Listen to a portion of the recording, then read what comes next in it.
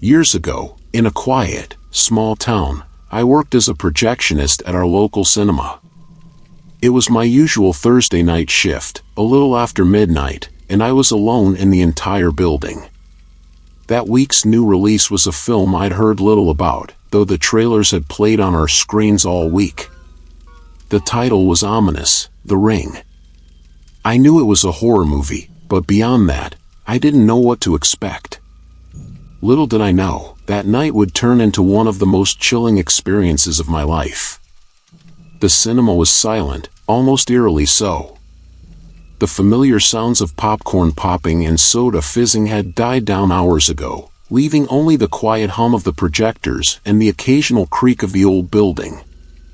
I'd finished my usual duties, building up and tearing down film prints, getting the projectors ready for the weekend crowds, and was about to do my last task of the night, the quality check. Now, a quality check, or QC, is pretty standard in cinema work. We watch a new release all the way through to make sure the sound, image, and projection are all in perfect condition for the first showing. This means watching the movie alone, in a pitch-black theater, with no audience to laugh or gasp beside you. Tonight, however, felt different, like the walls themselves were holding their breath. The trailers started, and with a deep breath, I made my way down the empty corridor to the auditorium where The Ring was about to play. I walked down the long, dimly lit hallway, each step echoing around me.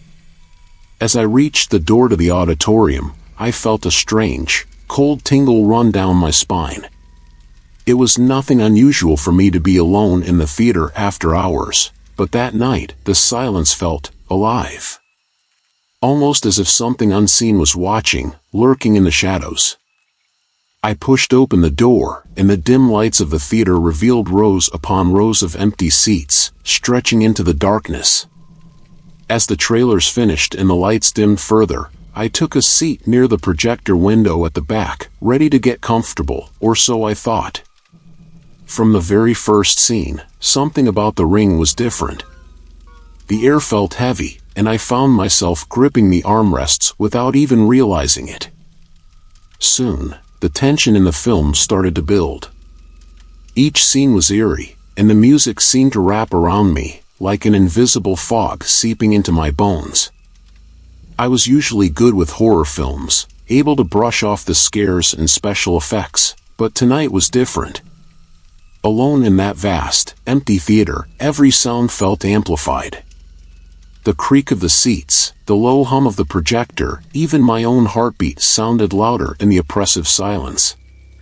As the story of The Ring unfolded, I was drawn deeper into its world, but one scene, in particular, hit me hard. The main character was on a ferry boat, walking below deck where the cars and vehicles were stored. She walked past a trailer carrying a horse, and suddenly, without warning, the horse freaked out. It started kicking wildly, breaking out of its pen. The noise was deafening, echoing around the theater and blending with the pounding of my own heartbeat. I could almost feel the horse's panic, as if it were there, in the same room with me, trying to break free.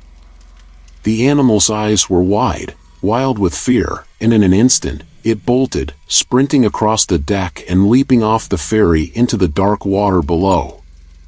It was sudden, unexpected, and struck a primal fear in me that I couldn't shake. My pulse was racing. It was just a movie, I reminded myself, just a scene.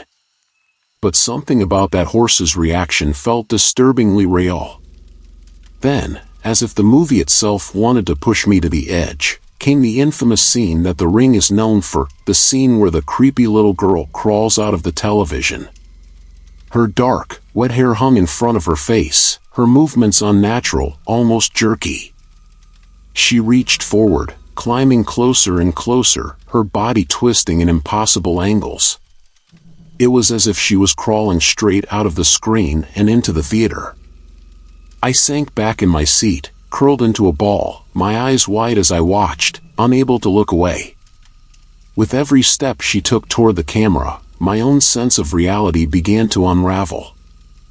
I could have sworn I felt something cold brush against my arm, a faint whisper echoing through the empty theater. I was too terrified to turn and look, convinced that if I did, I might actually see her standing there, just inches away, staring at me with those hollow, haunting eyes. The credits finally rolled, breaking the spell. I was frozen in my seat, every muscle tensed, heart pounding. I took a few shaky breaths, realizing I was gripping the seat so tightly my knuckles had turned white.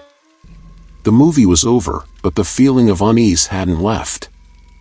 I stood up slowly, every instinct in me screaming to get out of the theater as quickly as possible. But I still had to shut everything down. With trembling hands, I made my way to the projector room to turn off the equipment. As I reached for the light switch, a sudden creak echoed through the empty theater, the sound reverberating through the darkness. I froze, my mind racing. There was no one else here. I was alone. Or at least, I was supposed to be. I rushed through my closing duties, constantly glancing over my shoulder, half expecting to see something, or someone, lurking in the shadows. Finally, I finished and made my way to the exit. The walk across the darkened parking lot felt endless, each shadow seeming to shift and move as I hurried to my car. By the time I unlocked the door and got in, my heart was pounding so loudly I could barely think. I didn't sleep that night. Every time I closed my eyes, I saw her face, her twisted body crawling closer, reaching out to drag me into that same nightmarish world. The sun had already started to rise by the time I felt safe enough to close my eyes, and even then, the memory of that night lingered. It was as if the ring had followed me home, its dark energy clinging to me like a shadow. That was my Halloween horror story. I've watched countless movies since then, seen dozens of horror films, but nothing has ever left me as shaken as that one night, alone in a small-town cinema with only the shadows and the ghosts of a movie to keep me company.